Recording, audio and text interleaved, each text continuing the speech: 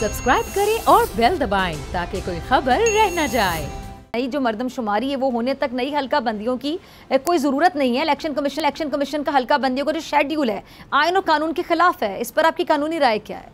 इस हवाले से मैं गुजारिश करूंगा कि जब 25वीं आईनी तरमीम 2017 में आई तो आर्टिकल 51 के सब आर्टिकल 5 में एक प्रोविजो ऐड हुआ जिसके तहत ये प्रोवाइड किया गया कि जो 2017 के सेंसस की बुनियाद पे वन टाइम एक्सेप्शन दी गई जनरल इलेक्शन 2013 को, ये 2018 के इलेक्शन जो थे वो उन सेंसस की बुनियाद पे हो सकते थे।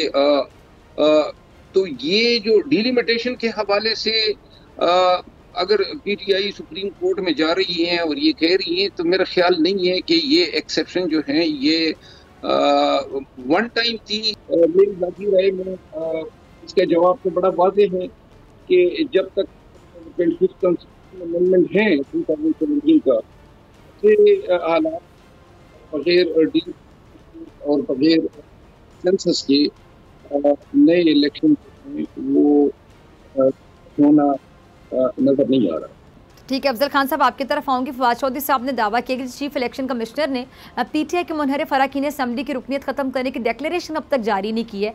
इस पर आपकी राय क्या है? इलेक्शन कमीशन की जानिब से क्यों देर की जा रही है? क्या कोई कानूनी पेचीदगी है?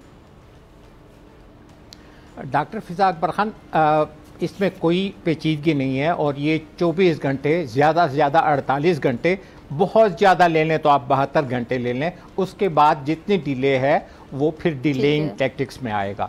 इसलिए कि आपने ये देखा होगा, मैं इसको आवाम की समझ के लिए सिंप्लीफाई करने के लिए, कि जब मियाँ बीवी साथ रहते हैं तो वो निकाह का एक बॉन्ड है, ये पार्टी के लोग हैं, पार्टी के टिकट पे इन्होंने सीटें जीती हैं। फिर जब इनके अंदर इख्तलाफ होता है या किसी की ज़मीर जाग जाती है या वो रास्ते अलग करना चाहता है तो अलग होने के लिए खुला भी है और डाइवोर्स भी है।